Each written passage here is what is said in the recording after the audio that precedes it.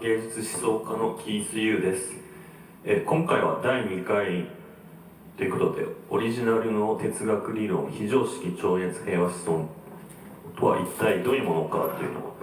触りの部分から徐々に説明させていただければと思います。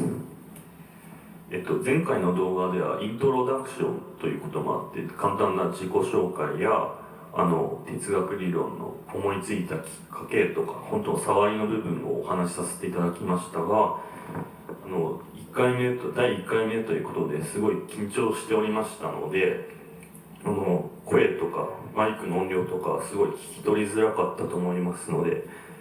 ですがイントロダクションなので本当触りの部分なので1回目は見ていただかなくても内容とは関係ないので問題ないかとは思うんですが、でも今回から徐々にその声のトーンとか聞きやすさとかをちょっと改善していければなと思います。まず最初ですが、この非常識平和思想とは一体何ぞやというのを皆さん疑問かと思うんですが、これは全体像をいきなり全部お話しすると非常に長くなってしまうので、ちょっと一言では言い表せないので、まずこの触りに常識と非常識とは何ぞやというのを、それをこの理論のベースになってますので、それをまず説明させていただければと思います。まずこの常識というのは皆さんご存知のように世間的には法律やルール、コミュニティの習わしやしきたり慣習とか、あとはご近所付き合いとかの暗黙のルールとか、大きな意味で言えば社風とか組織の倫理とかそういう理念とかも含まれるかと思います。それに対して非常識というのは、ご存知のように常識に反するもので、ルール違反、マナー違反とか非常識な事柄ですよね。あと大げさに極端に言うと反社会的行為とかそういった問題も含まれるかと思います。ですがよくよく考えると、世間的には常識イコール正しい、非常識イコール間違っているというのが通常の概念になっていると思うんですが、果たして本当にそうかというのを突っ込んで追求していったものが、それが行き着いた先がこの非常識超越平和思想なんですね。それで疑問を投げかけ続けて、この常識の中に実は非常識がある、この常識の中にある非常識というのが実は存在するのではないかというのを思ったわけでして、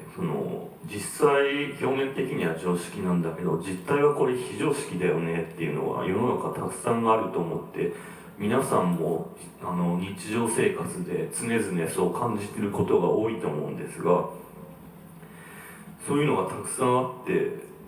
だからこそ世の中矛盾しているんだよねって感じる人がたくさんいると思うんですが、それは置いといて、世間的に言われる常識の中に含まれる非常識というのを自分は個人的におっぱっぴーと呼んでおりまして、なぜおっぱっぴーかっていうのは、それはおっぱっぴーの語呂や響きというか、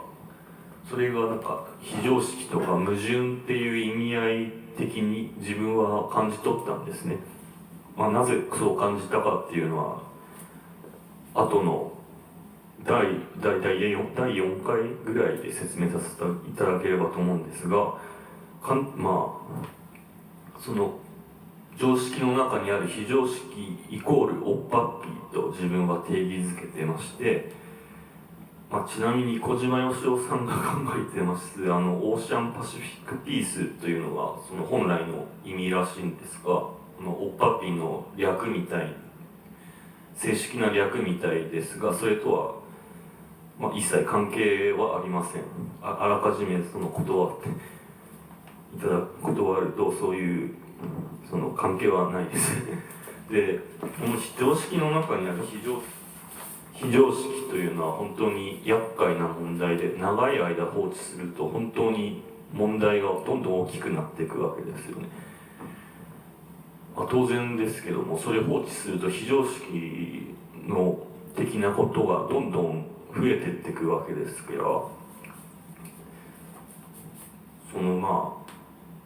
なんか科学的にもエントロピー増大の法則っていうのがあるみたいで、それがほっとくと世の中の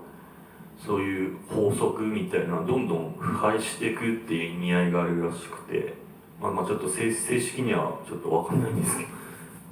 ちょっと理系は疎いのでちょっと突っ込まれてしまいますのであんまり言えないんですが、なぜその問題が大きくなるのかって言ったら、個人的に思うところは、その多数派イコール世間がそれを常識として捉えているので、もう世間の常識を覆すというのはその多数派の意見に逆らってまで逆らって反抗して変えていかなきゃいけないわけでありまして、ものすごいエネルギーと莫大な時間がかかるわけですね。ドラマで言えば半沢直樹とか皆さんご存知で有名なドラマですが、ドラマなので実際の現実社会と照らし合わせて合ってるかといったら疑問な部分もあって、多少極端に描かれてるとは思うんですが、上司とか必ず上層部って派閥とか既得権益があるわけですよね。だから半沢直樹も同僚とかの支えもあって銀行のしきたりで間違った慣習を正そうと孤軍奮闘するわけですがもう散々潰されたりいじめられたり左遷させられたり散々な目に遭うわけですね。それが一企業ですらそれだけ大変なのに、さらに政治とかが絡むと大変なことになって、政治なんてもう既得権益とか金銭とか利害関係絡みの案件でさらに事情が込み入ってるわけで、それを変えていこうとなると本当にもう辞任っていうのかな、会社で言えばリストラを覚悟で臨んでいかなければいけないぐらいの、それぐらい一筋縄ではいかない難しい問題だと思うんですね。でこういった一応出来上がってしまった社会の間違った仕組み構造というのは変えていくのはすごい時間がかかるわけで、コストパフォーマンス、いわゆるコスパ的に非常に悪いわけで、そんなコスパの悪いことをわざわざ世間の人は生活で追われている中で自分一人やってやろうなんて正義感振りかざす人はなかなかいないわけですね。そんなリスクを冒してまでやるなんてことは非常にコスパが悪いわけでありまして、しかしそれをあえて反抗して変えていこうじゃないかって発想したのがこの非常識超越平和思想でありまして、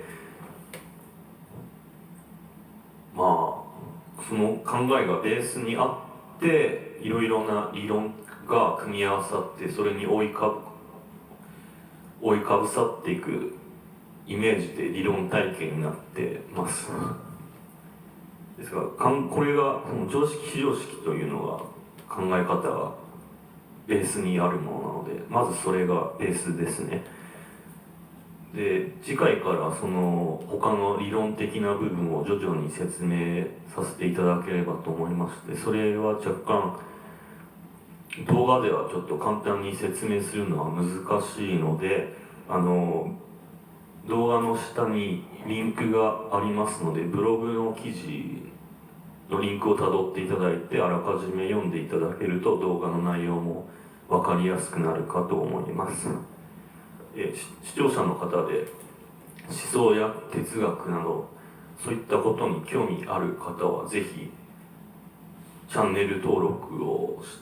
して動画を引き続き見ていただければ幸いです。今回も少し長くなってしまいましたが最後まで